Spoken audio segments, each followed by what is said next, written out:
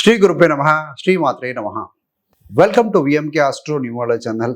April 2వ తారీఖు నుండి మే 11, 2026 వరకు అంటే రాబోయే 40 రోజుల పాటుగా శని మరియు కుజ గ్రహాల యొక్క సంయోగం అనేది మీన రాశిలో కలగబోతుంది, ఒక జల రాశిలో. సో ఈ కుజ మరియు శని గ్రహాల యొక్క సంయోగాన్ని జ్వాలాముఖి యోగం అంటారండి. రెండు శత్రుగ్రహాలు కలయిక జరుగుతూ ఉంది కాబట్టి సో ఈ యొక్క జ్వాలాముఖి యోగం ప్రభావం ఏ విధంగా ఉంటుంది రాశుల మీద, ఇలాంటి రెమెడీ చేసుకుంటే బాగుంటుంది, ఇవన్నీ కూడా చక్కగా డిస్కస్ చేసుకుందామండి. సో మనం మొత్తం మీద ఈరోజు చూడబోయేటువంటి అత్యంత శక్తివంతమైన ప్రమాదకరమైన గ్రహ సంయోగం గురించి మాట్లాడబోతున్నామండి. కాబట్టి ఏంటంటే 2026 ఏప్రిల్ 2వ తారీఖు నుండి మే 11 వరకు అంటే 40 రోజులుగా అవుతుంది కదా. సో ఈ రెండు కూడా గ్రహాలు మీన రాశిలో కలిసి ప్రయాణించబోతున్నాయి. ఇది సాధారణ సంయోగం అనేది కాదు. దీనివల్ల ఏర్పడే శక్తుల సంఘర్షణను జ్వాలాముఖి యోగం లేదా విస్ఫోట యోగం అంటారండి. ఈ యొక్క కుజ శని అసలు కలయిక లేదా సంయోగం అంటే ఏంటయ్యారంటే, కుజుడు అంటే అగ్ని, చర్య మరియు ఆవేశం, దూకుడు. శని అంటే ఒక నియమము, ఒక పద్ధతి, అడ్డంకి కూడా, అదేవిధంగా గాలితత్వం, ఎయిరీ నేచర్ అంటాం. ఈ రెండు ఒకే రాశిలో కలవడం అంటే ఒక కారు యొక్క బ్రేకు మరియు యాక్సిలరేటర్ రెండు ఒకేసారి నొక్కడం లాంటిది. రెండు ఒకేసారి నొక్కితే ఏమవుతుంది, దాని ఫలితంగా శక్తి అనేది తాండవిస్తుందండి. మానవ జీవితంలో కూడా ప్రపంచ స్థాయిలో కూడా గందరగోళం చెదరేగే అవకాశం కనబడుతుంది. 2026 ఏప్రిల్ 17 నుండి 20 ఏప్రిల్ అంటే దాదాపుగా 3 రోజుల పాటుగా ఈ రెండు గ్రహాలు, శని కుజ గ్రహాలు 1 డిగ్రీ వద్ద దగ్గర అవుతాయండి. దీనివల్ల గ్రహ యుద్ధం ఏర్పడుతుంది. అంతేకాకుండా ఈ కాలంలో సో ఈ రెండు గ్రహాలు అస్తంగత స్థితిలో ఉంటాయి. అంటే ఏదైనా ఒక గ్రహము రవికి దగ్గరగా వచ్చినప్పుడు వాటి శక్తిని కోల్పోతాయి. కాబట్టి శని కుజ రవికి దగ్గరగా రావటం వల్ల శక్తిని కోల్పోతాయి, అస్తంగతం అంటారు. అందువల్ల శుభ ఫలితాల కంటే కూడా ప్రతికూల ఫలితాలు ఎక్కువగా ఉంటాయండి ఏప్రిల్ 17 నుండి 20 మధ్యలో. ప్రపంచ స్థాయిలో జరగబోయే ప్రభావాలు ఏ విధంగా ఉంటాయంటే, ఇది వ్యక్తిగతంగా మాత్రమే కాదు, ప్రపంచవ్యాప్తంగా కూడా కనిపిస్తుందండి. సామాజికంగా ఉద్రిక్తతలు కావచ్చు, ప్రభుత్వాలపై ప్రజల అసంతృప్తి, నిరసనలు, హింసాత్మక ఘటనలు సంభవించే అవకాశం ఉంటుంది. ఈ రెండు కలయిక, గ్రహాల యొక్క కలయిక, మీన రాశి అంటే సముద్ర జలం అనమాట. సముద్ర విపత్తులు, అదేవిధంగా సముద్ర ప్రమాదాలు, నావిక దాడులు కావచ్చు, లేదా సునామీలు కూడా సంభవించే అవకాశం కనబడుతుంది. పరిశ్రమల సంక్షోభం కూడా ఉంటుందండి. ఏదైనా రా మెటీరియల్ కొరత కావచ్చు, కార్మికుల్లో అశాంతి కావచ్చు, ఫ్యాక్టరీలలో ప్రమాదాలు కూడా సంభవించవచ్చు. మరి ఆర్థికంగా చూస్తే ఆర్థిక ఒత్తిడి, ప్రపంచ ఆర్థిక వ్యవస్థలో క్షీణత ఉంటుంది, ఉద్యోగ మార్కెట్లో కూడా మార్పులు ఉంటాయి, వ్యాపార రుగ్మతులు కూడా చోటు చేసుకునే అవకాశం ఉంటుంది. అదేవిధంగా మోసపూరిత శాంతి అనొచ్చు. ప్రపంచవ్యాప్తంగా గొడవలు, ఉద్రిక్తలు ఉన్నాయి కదా, మధ్యలో కొంత శాంతి కనబడినా కూడా ఆగస్టు నుండి నవంబర్ మధ్యలో మళ్ళీ ఘర్షణలు జరిగే అవకాశం కూడా కనబడుతుందండి. ఏది ఏమైనా దీని ప్రభావం 2027 చివరి వరకు కూడా మరింత కొంచెం ఉధృతం అయ్యే అవకాశం అయితే కనపడుతూ ఉంది. మరి ప్రతికూల ప్రభావాలను తగ్గించేందుకు పరిహారాలు అయితే వ్యక్తిగత స్థాయిలో చెప్పాలి అంటే ఆతురత, రోషము లేదా వాగ్వాదం నుండి దూరంగా ఉండాలి. వ్యక్తిగతంగా మనం చూసుకున్నప్పుడు హ్యూమన్ బీయింగ్స్కి కొంత శాంతం ఉండాలి, కొంత వినయము, కొంత సహనం కనుక పాటించగలిగితే సో అలాంటి పరిస్థితి నుంచి చిన్న ఎఫెక్ట్ బయటపడతాం. గ్రహ పరిహారాలు చూసుకుంటే ఇంటిలో కానీ కార్యాలయం కానీ వాయువ్య దిశ అంటాను చూసారు, నార్త్ వెస్ట్లో ఆంజనేయ స్వామివారి ఫోటో ఉంచటం, అదేవిధంగా జమ్మి చెట్టు లేదా సెమీ చెట్టు నాటడం అనేది ఎంతో మేలు చేస్తుందండి. ఇది దీనివల్ల ఏంటంటే కుజుడికి, శనికి, శివుడికి కూడా ప్రీతికరమైంది కాబట్టి మంచిది. ఒకవేళ రుద్రాక్షల మీద మీకు నమ్మకం ఉంటే సో 7 ముఖ రుద్రాక్ష శనికి, 10 ముఖ రుద్రాక్ష గురువుకి సరిపోతుంది వేసుకుంటే. అదేవిధంగా కుజుడికి 11 ముఖాలుగా రుద్రాక్ష ధరించడం వల్ల ఈ కల్పిక ధరించగలిగితే ఉత్తమంగా ఉంటుందండి. మరి ఈ యొక్క జ్వాలాముఖి యోగం ప్రభావం, విస్ఫోటక ప్రభావం మేషరాశి మీద ఏ విధంగా ఉంటుందయ్యా అంటే, మేషరాశికి అధిపతి కుజుడు. ఈ మాసంలో ప్రయాణాలు, విపరీతంగా ఖర్చులు పెరుగుతాయండి. ఏదైనా యాత్రలు కావచ్చు, తీర్థయాత్రలకు మంచి కాలం అవుతుంది, కానీ ఆరోగ్యంపై కాస్త జాగ్రత్త తీసుకోవాల్సిన అవసరం ఉంది. అనవసరమైన తగాదాలు, కోపతాపాలు తగ్గించండి, జాగ్రత్త పడండి. సో ఈ సంయోగం అనేది మీకు ఖర్చులు అధికంగా తీసుకురాగలుగుతుందండి. అకస్మాత్తుగా ప్రయాణాలు రావచ్చు, ముఖ్యంగా కుటుంబము లేదా ధార్మికమైన ప్రయాణాలు కావచ్చు. ఆరోగ్యపరంగా చూసుకుంటే కీళ్ళ నొప్పులు, శనికి కాళ్ళకు కారకుడు, రక్తపోటు అంటే బీపీ లేదా అజీర్ణం వంటి సమస్యలు రావచ్చు, యాంగ్జైటీ వల్ల కూడా. మీ యొక్క ఆవేశం మీకే విఘ్నాలు తెచ్చే అవకాశం ఉందని గుర్తుపెట్టుకోవాలండి.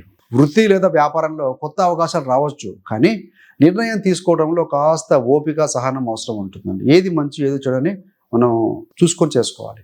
హనుమాన్, సుబ్రహ్మణ్య ఉపాసన మీలో ధైర్యము మరియు స్థిరత్వం పెంచుతుందండి. సో ఈ రెండు గ్రహాల యొక్క రెమెడీస్ మంచి దేవతారాధన మంచి ఫలితం ఇస్తుందండి. వృషభ రాశి వారికి ఈ యొక్క జ్వాలాముఖి కుజ శని గ్రహాల యొక్క ప్రభావం అంటే ఆర్థికంగా లాభాలు ఉంటాయి, 11వ స్థానంలో ఉంది. కానీ అందిన లాభం ఆశించినంత కాలం ఉండకపోవచ్చు. వ్యాపార భాగస్వాములతో సంబంధాలు దెబ్బతినే అవకాశం కూడా కొద్దిగా ఉంటుందండి. డబ్బులు వచ్చినా కూడా ఆరోగ్య ఖర్చులు కూడా పెరిగే అవకాశం ఉంటుంది. మీరేంటంటే ఈ కాలంలో ఆర్థికంగా పొందే లాభాలు చక్కగా ఉండే అవకాశం అయితే బలంగా ఉంది, no doubt at all. So ఈ వృషభ రాశి వృషభ లగ్నం వారికి శని యువకారకుడు, 7వ అధిపతి కుజుడు కాబట్టి అయినప్పటికీ ఆశించినంత లాభం లేక కొంత నిరాశ కూడా కలుగుతుంది ఆ గ్రహాల యొక్క సంయోగం వల్ల.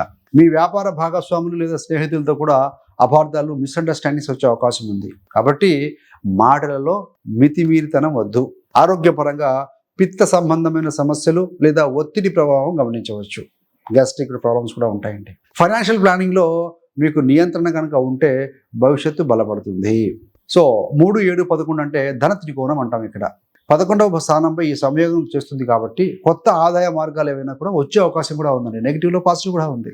మిథున రాశి వారికి చూస్తే మిథునానికి అధిపతి బుధుడు, 10వ స్థానంలో శని కుజుల కలయిక, ఉద్యోగంలో తగాదాలు లేదా బదిలీలు సంభవించే అవకాశం ఉంది. ట్రాన్స్ఫర్స్కి అవకాశం ఉంది. అధికారులు లేదా పెద్దలతో ఘర్షణలకు నుండి దూరంగా ఉండాలండి. లేదంటే సస్పెన్షన్ కానీ లేదంటే నష్టం కూడా రావచ్చు. ఈ యొక్క సంయోగం అనేది మీ వృత్తి జీవితంలో పూర్తిగా మార్పును సూచిస్తుంది. ఉద్యోగంలో పై అధికారులతో ఘర్షణ ఏర్పడే ప్రమాదం ఉంది. కాబట్టి కాస్త ప్రశాంతంగా ఉండండి. రోజు ధ్యానము, బ్రీతింగ్ ఎక్సర్సైజ్ చేస్తూ ఉంటే కొంత కంట్రోల్ చేసుకోగలుగుతారు. కొంతమందికి ఉద్యోగస్తులకి బదిలీ కావచ్చు, కొత్త ఉద్యోగమా లేదా విభాగం అంటే బ్రాంచో ఇలాంటివి కూడా మారే అవకాశం కూడా కనపడుతుంది.